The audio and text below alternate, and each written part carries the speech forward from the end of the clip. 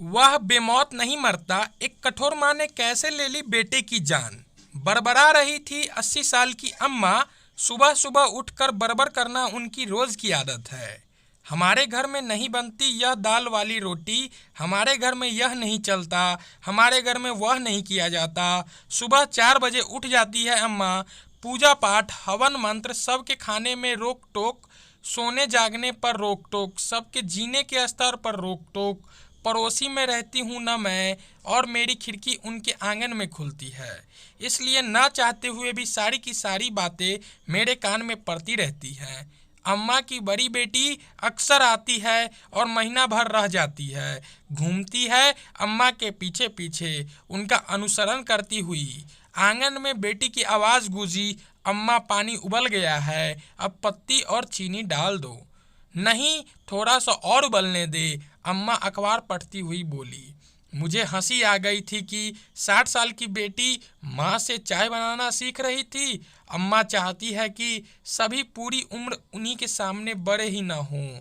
हाँ, अब चाय डाल दे, चीनी और दूध भी 2-3 उबाल आने दे। हाँ, अब ले आ। अम्मा की कमजोरी हर रोज मैं महसूस करती हूँ। 80 साल की अम्मा नहीं चाहती कि कोई अपनी इच्छा से सांस भी ले। बड़ी बहू कुछ साल साथ रही, फिर अलग चली गई। बेटे के अलग होने पर अम्मा ने जो रोना धोना शुरू किया, उसे देखकर छोटा लड़का डर गया। वह ऐसे घबराया कि उसने अम्मा को कुछ भी कहना छोड़ दिया।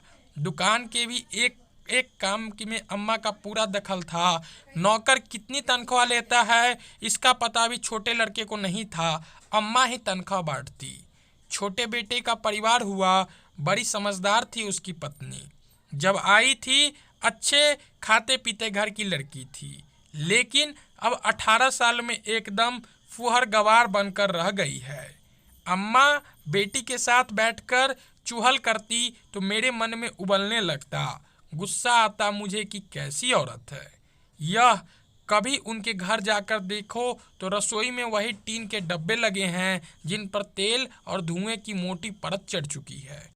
बहू की क्या मजाल जो नए सुंदर डब्बे लाकर रसोई में सजा ले और उनमें दालें मसाले डाल ले।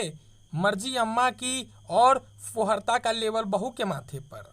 बड़ी बेटी जो दिन रात माँ का अहम संतुष्ट करती है, जिसका अपना घर हर सुख सुविधा से भरा पूरा है, जो माइक्रो ओवन के बिना खाना ही गर्म नहीं कर सकती, वह क्या अपनी माँ को समझा नहीं सकती? मगर नहीं, पता नहीं कैसा मोह है इस बेटी का कि माँ का दिल न दुखे, चाहे हजारों दिल दिन रात कुटते रहें। मेरे घर में 3 रोटियां खाने का रिवाज नहीं।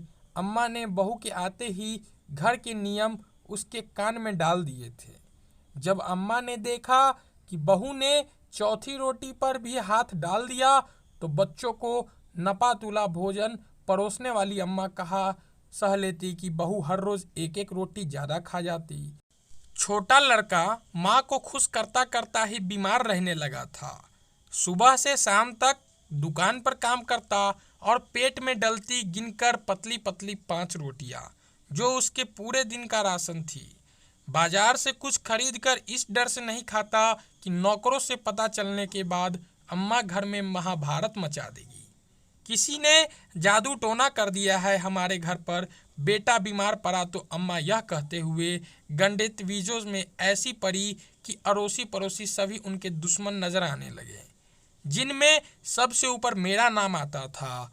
अम्मा का पूरा दिन हवन मंत्र में बीतता है और जादू टोने पर भी उनका उतना ही विश्वास था। पूरा दिन परिवार का खून जलाने वाली अम्मा को स्वर्ग चाहिए, चाहे जीते जी आसपास नरक बन जाए।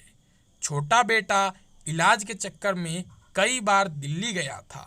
सांस अधिक फूलने लगी थी, इसलिए इन दिनों वह घर पर ही था। एक सुबह वह चल बसा।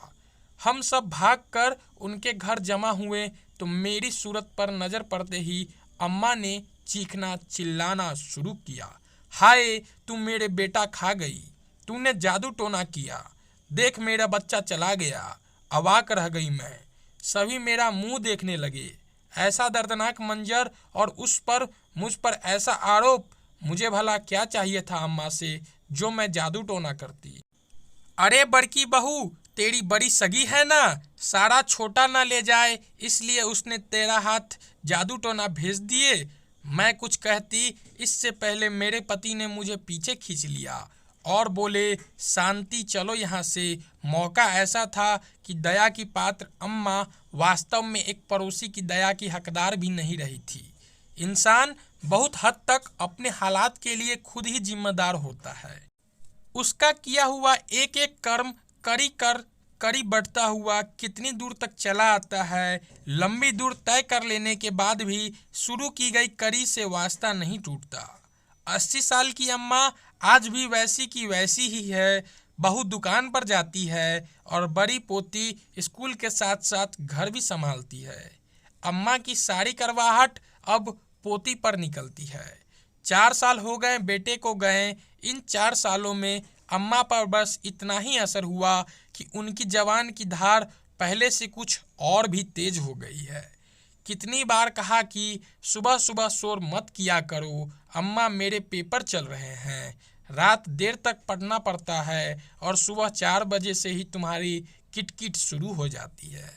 एक दिन बड़ी पोती ने चीख कर कहा तो अम्मा सन्न रह गई। रहना है तो तुम में हमारे साथ आराम से रहो, वरना चली जाओ बुआ के साथ। दाल वाली रोटी पसंद नहीं तो बेशक भूखी रह जाओ। सादी रोटी बना लो मगर मेरा दिमाग मत चाटो, मेरा पेपर है। हाय हाय, मेरा बेटा चला गया तभी तुम्हारी इतनी हिम्मत हो गई है। अम्मा की बातें बीच में काटते हुए पोती बोली, बेटा चला गया तभी तुम्हारी भी हिम्मत होती है उठते बैठते हमें घर से निकालने की। पापा जिंदा होते तो तुम्हारी जबान भी इतनी लंबी न होती। खिड़की से आवाजें अंदर आ रही थी। अपने बेटे को कभी पेट भरकर खिलाया होता तो आज हम भी बाप को न तरसते। अम्मा इज्जत लेना चाहती है तो इज्जत करना भी सीखो। मुझे पापा मत समझना अम्मा, मैं नहीं सह पाऊंगी। समझी ना तुम? शायद अम्मा का हाथ पोती पर उठ गया था जिसे पोती ने रोक लिया था। तरस आता था मुझे बच्ची पर, लेकिन अब थोड़ी खुशी भी हो रही कि इस बच्ची का विरोध करना भी आता है। पेपर खत्म हुए और एक दिन फिर से घर में कोहराम मच गया। घबराकर खिड़की से मैंने देखा चमचमाते 3 बड़े छोटे टंडरक आंगन में पड़े थे जिन पर अम्मा चीख रही थी। दुकान से पैसे लेकर खर्च जो कर दिए थे। घर में इतने ट्रंक हैं, फिर इनकी क्या ज़रूरत थी? होंगे मगर मेरे पास नहीं है, मुझे अपना सामान रखने के लिए चाहिए। अम्मा कुली का हाथ रोकी रही थी तो पोती ने अम्मा का हाथ झटक दिया था और बोली, चलो भैया ट्रंक अंदर रखो। छाती पीट पीट कर रोने लगी थी अम्मा। पोती ने लगे हाथ रसोई में जाकर टीन के सभी डब्बे बाहर ला पटके, जिन्हें बाद में कबाड़ी वाला ले गया।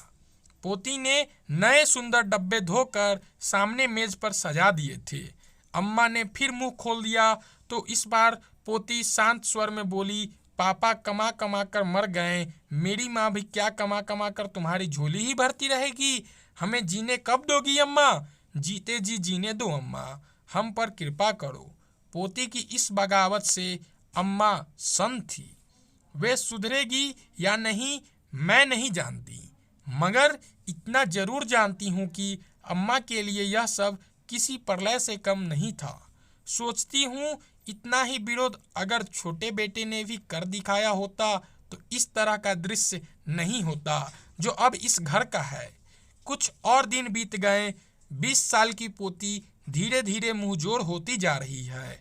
अपने ढंग से काम करती है और अम्मा का जायज मान सम्मान भी नहीं करती।